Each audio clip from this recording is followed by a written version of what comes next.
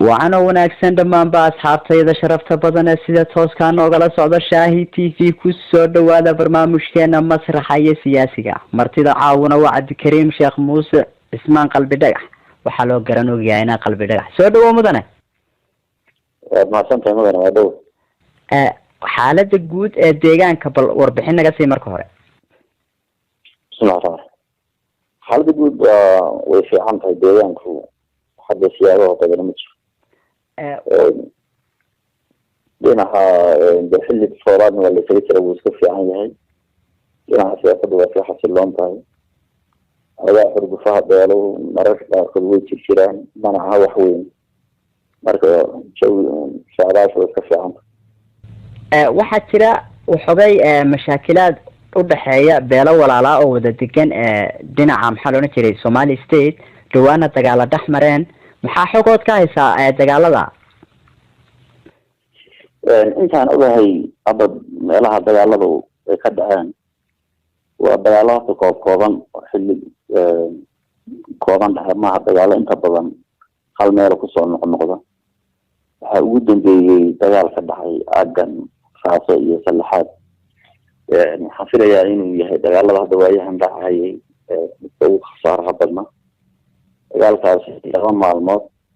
سياقياس إن صدح معلومات وسعودية عن شو طاحينه سيجو باسو دعبا هاي يسوونه أنت كده قال لحلي أنت نكوب معي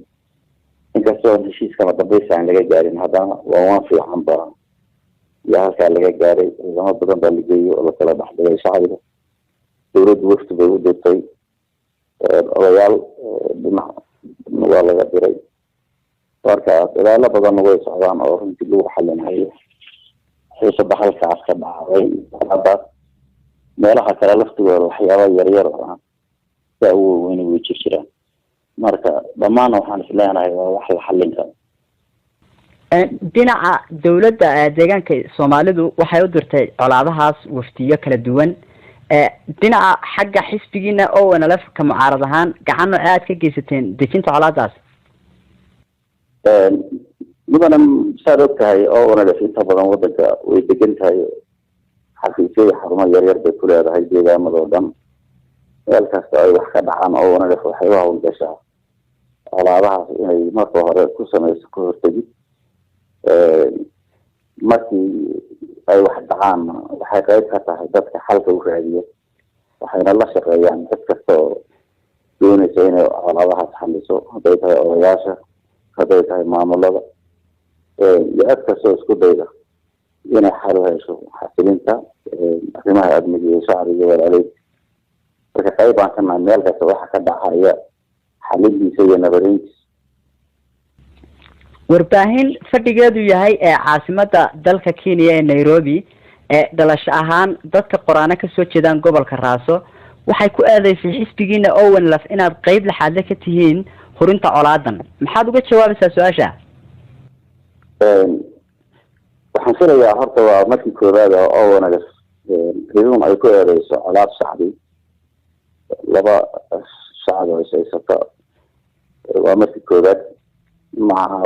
أنا هري ونقاني أصلا مرة ليش أنا لبا بيروت باخد دجال لما يغير يرى معها حتى طبعا سواق عندنا ملاحية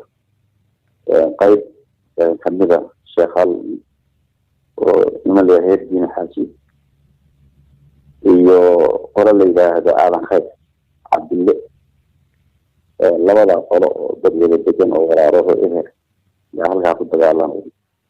alaabtii qorshaysnayd ma ahayn oo laga baaraandagay oo waqti la geliyay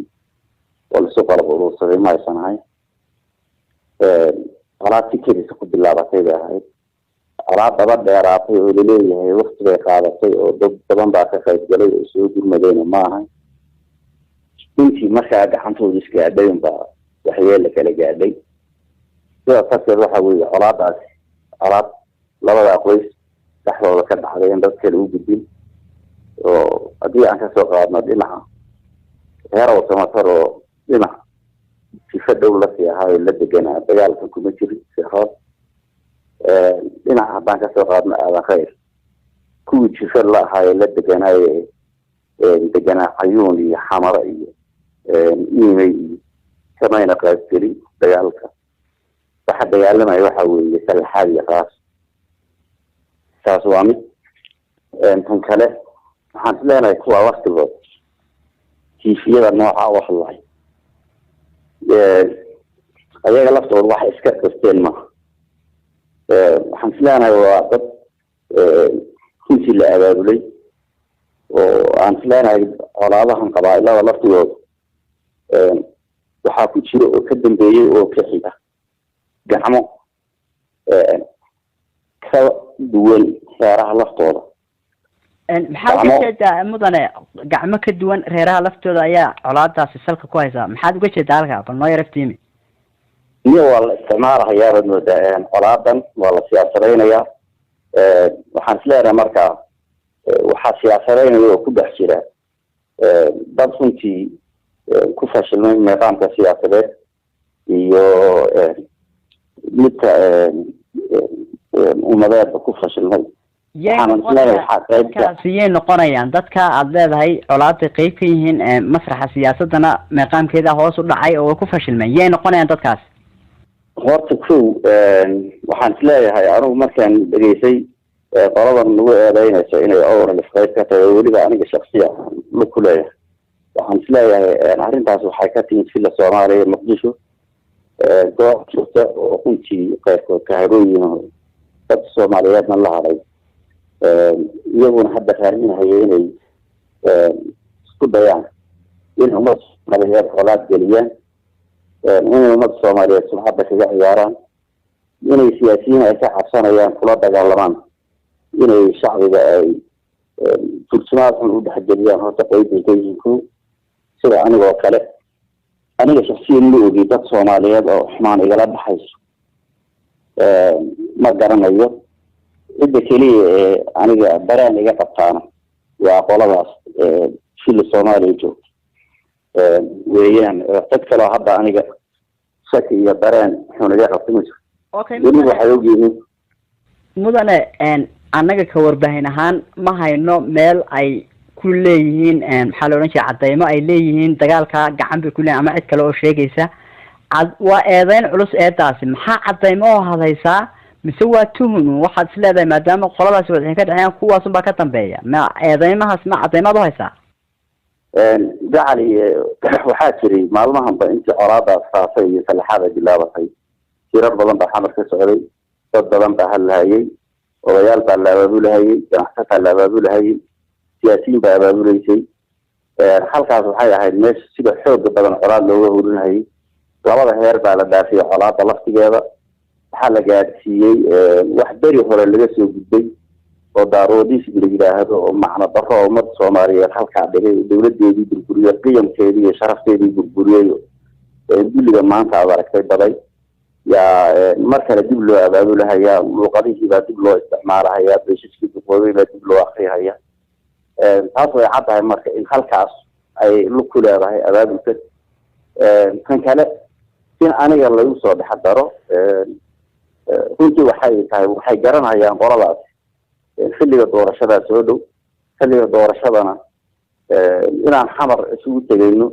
oo dad ummadda soomaaliyeed anfici kara oo ummadda soomaaliyeed dhibaatada iyo dulliga iyo haybaatada iyo halaaga ka saari kara oo ummadda soomaaliyeed rajadeedii soo celin kara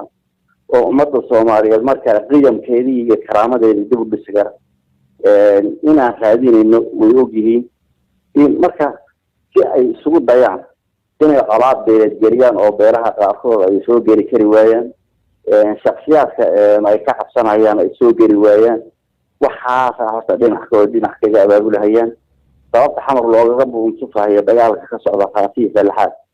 shirar looga qabanayo ee t v looga sii daynayo ee dhaqaalo loogu bixinayo waa waxayna garan karin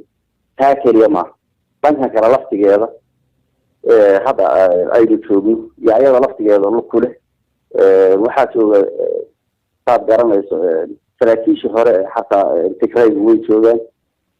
dad badan baa ku lug yeelan kara markaad fiiriso maalmaha yaree colaadan lagu diyaariyey markaad fiiriso siday warbaahinta u qabsatay markaad fiiriso jugta culus ee ku dhacday saacada gudaheed siday wax u dhacaan markaad fiiriso hadallada warbaahinta la marinayo markaad fiiriso abaabulka meesha ka socda markaad fiiriso waxaasoo dhan waxay kutusayaan in ay waxaan dad kale ay maamulhayaan oo runtii isla aad ku gaadhaan meeqaam siyaasadeed oo iyo mid dhaqaalaba inay ku jiraan shaki kuma jiro taas waa mid tan kale waxaan rabaa ONLF inaan mar kale dib ugu noqdo ONLF waxay u halgamaysay ummad Soomaaliyeed oo la gumaysto 10 sano soo dagaalamaysay ONLF heerka jooga suufka ka jooga nooyaala ka jooga caashaxa ka jooga dawanla ka jooga feefee ka jooga yani ummad Soomaaliyeed oo intaasba degan oo ku jirta waqti dheer gumaysi yay ONLF u dagaalamaysay inay xorayso intaa dadka degan ee Soomaaliyeed oo midaysan la'aantoodna xal lama gaari karo ONLF waxaa u qorshaysan inay intaa isu keento midayso wax ka dhigto dadkastay wax kala maqan yihiin intaasoo midaysan oo gacmaha haysato inay la xisaabtanto ummadda Soomaaliyeed ee kalena lale iskaashi iyo wada shaqayn barnaamijka iyo bolosiga ONLFna kaawi waana ka xunnahay in maanta dadkayagii dad fadhiid ah oo qayrkood kahawooyin ay isu isticmaalaan oo doonayaan inay ku gaaraan meeqaam iyo xilal aad iyo aad baan uga xunnahay una xambaaraynaynaa mana aqbali doono insha allah mudane laba jilib oo yaryar oo kala ah reer diin xaaji oo kasoo jeeda beesha sheekhaaleed iyo aadan khayr oo kasoo jeeda beesha ogaadeen baa ku dagaalamaya meesha reer cabdille aadan khayr cabdille marka labada beelood saynu ognahay waa laba beelood oo meesha wada degan salaxaad iyo raaso adigana shaqsiyan waxaad kasoo jeedaa wardheer mana joogtid halkaa maxaa keenay in adiga lagugu xuso iyo xisbigiina ONLF ma waxaa loo qaadan karaa inay waxogay wax jiraan bal halkaa u iftiimi shacabka horta inta badan ma garanayaan dadkan gobolada aan kasoo jeedno waxaan abuuray sidaan u hadlahay anigu inaan wardheer kasoo jeedo iyo inaan ashaca kasoo jeedo iyo inaan kasoo jeedo ero maba kala garanayaan horta waa marka kaleeto waxa weeye waa colaad la abaabulahayo oo la doonayo in la dhaafiyo xadkeedii iyo cid ay dhex martay oo la gaarsiiyo ummadda Soomaaliyeed oo dhan dad la doonayo in uu qabsado oo la shido waa intaa horta midda kaleeto waa sumcad kadib cadow khayaano uu abaabulay oo ONLFna lagula dagaalamahayo runtii waxyaabahaas oo dhan oo laisu geeyay yaa waxaa ka dhalanaya ficilkan iyo aragtidan gushahan ee dadkan ay ku hadlahayaan shacbiga Soomaaliyeedna isku laynayso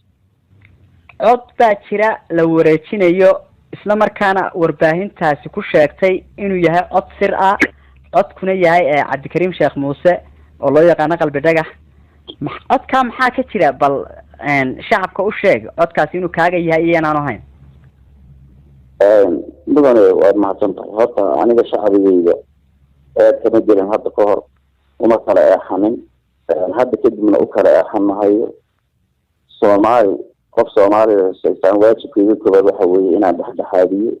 walaaleeyo walaal gubada iyo xumaantii colaada sida aan uga saari kara inaan uga saaro haddana waxa ay qorshaysnay ina qorshaysnaan doonto inaan meel kasta oo ka dhacdo qalalaase iyo dhibaato ummadda Soomaaliyeed iyo colaadaha inaan qayb ka ahaado dadka deminaya colaadahaas ma isbedelayo qorshahaas aan aaminsanahay aniga keligeena maaha dadka Soomaaliyeed ee helo khayrka iyo hogaaminteena iyo qiyaadada muhiimkooda taas oo qorshaysan tahay aniguna kooban ka ahay taas waa mid tan kaleeto dadkii cod aniga la iga hayo oo dadka Soomaaliyeed qoys kamida ama guud ahaan waxyeelo oo aniga la iga hayo ma jirto mana la iga heli doono mana dhici doonto 40 sano soo socda hadii xataa Soomaaliya oo dhan isku jartaan لهين هاي إذا كان ولا سخن دونه لهين هاي أنا سؤالي هم ليسان كان سؤال جميل أنا يوم بيجوا دم بس ما يبقى ما اللي يدو ما بقول شيء أنتي يكون بابا شعبي يكون بركة هاي تدلوري وخبر شدي وعظمات يبقى بربورين في يوم ما دلوا karaabadii lagu dhaawacay halkaa aan taagnayna dib uga soo laaban mayno marka codka aniga laga qabtaa wuxuu noqon doonaa cod ummadda Soomaaliyeed maslaxadeeda iyo danaheeda tilmaamaya mana jirto hadda ka horna lagama qabanin mid oo ummadda Soomaaliyeed kala qaybinaya ama colaad furinaya xaasha lillah wax iga suuragalana maaha wax dhici karana maaha dadka sameynaya qaabka ay ku sameeyaan ayaga laftooda waxay alifeen wax loo soo diiday wax sidaan kuu sheegay aniga la dagaalamayo oo laga soo abaabulay kooxdii marka hore kuu sheegay runtii qadiidkahay shakhsiyaadka fila Soomaaliya joogay waa taaway dad kale oo ummadda Soomaaliyeed oo aniga hadda xumaan igala baxaysa moogi aniguna xumaan ayaga kuma samaynin runtii waxa weeye unba xumaan sameeyay dambi galay waana dambiga galay qadiyada waalidnimada dambi ka galay shacbiga Soomaaliyeed ma baadiyay maanta halka dhigay marka waxa aynu ka dambeeyana ma jiro anigana mowqifkaygu waa cad yahay wuuna cadaan doonaa ummadda Soomaaliyeed ma u kala axanahay qabiil gaarana mid qoys gaarana aniga iyo saaxiibada iyo ururkayga iyo ummadda Soomaaliyeed oo dhan saasay lagu taqaanaa kuna soconayna iyada adiga iyo ururkaagaba dalacayn weyn oo jariimo noqonaysa ayay u soo jeedisay warbaahintaasi waa RTN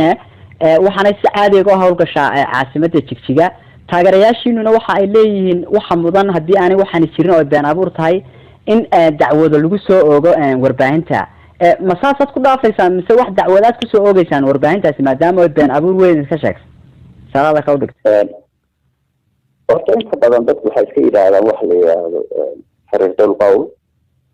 si faldan baa loo fahmay xiriirtul qawl maaha in ummadda la shaafiyo la isku diro sharafta iyo karaamada laga ciyaaro maaha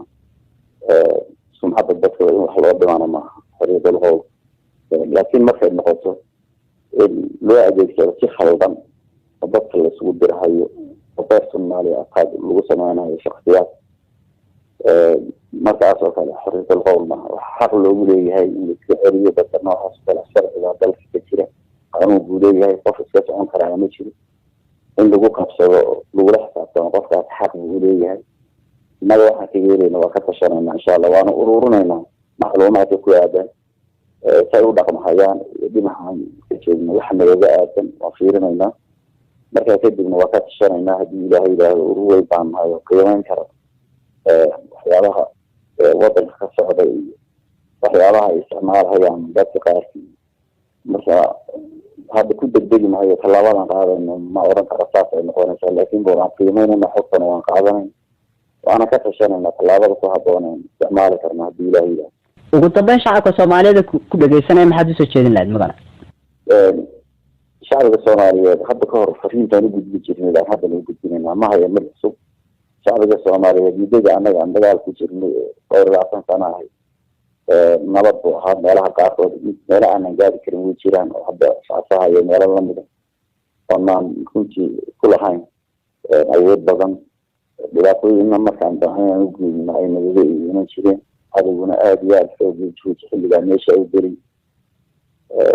inta kale wadanka nabad buu ahaa anaga nabadeenina anaga dadka isu keenayna cidi wax isku sheegatana si nabad ah u xisaabtami jirtay wax ugu kala qaadi jirnay haddana sidii aan ugu dhex jirnaa annaga keliya ma aha annaga iyo maamulkii runtii helay fursad aan ku wada shaqayn karno ummadana ugu wada adeegi karno iyaguna dhinacooda aad moodayna dadaal ka bixinayaan ya haddana waa wada shaqaynaya hawshii aan haynayna anaga waa sii wadayna shacbiga Soomaaliyeed waxaan leenahay meel kasta ay joogaan horta kow waxaanu nahay dad muslim ah nahay qofka islaamka waxa lagu doono ma samayn kare markuu qofku Ilaahay qiray iyo rasuulkiisa qiray muslimnimo laga helo waxa xaraamta waxa u banaan waxyaabaha xaraamta uu horeeyo waxa weeye waa inuu horta uusan ku talagelin inuu dad islaam dhiigooda inuu daadiyo waa inuu ku talagelin hantidooda inuu waxyeeleeyo waa inuu ku talagelin alaabooda maqaana falxumadeeda alaabooda maqaana meesha ana dhigtay qabyaalad iyo dulli iyo imaan la'aan aragnaa maanta meesha ana dhigtay iyo sida ay diinta nooga reebtay sida qaybtan uga hadlay sida aan weli ugu jirno sababta jaahiligi wax aan weli ugu jirno waxaas intaan aaminsan nahayna kama kacayno meeshaas xun ee naala iyo dulliga kama baxayno waxaan soo jeedinaa dadka Soomaaliyeed walaalaha inay xaq dhowraan diinkooda iyo sharaftooda iyo qiyamkooda inay ilaaliyaan ehelkooda dadkooda ehel iyo walaale inaynan noqonin shixanjile shixangoys inaynan noqonin dadka Soomaaliyeed inay gacmaha isqabsadaan dantoodana ay u wada adeegaan dadkoodana mideeyaan ilaahayna ay ka cabsadaan xishoodaan weliba hadda waxay ku soo aaday bishii barakeysneed ee Ramadaan oo bil cibaado ahayd oo bil xafiis ahayd oo bil ahayd khalawaadkii dhacay hore in laga kooba keeno laga murugoodo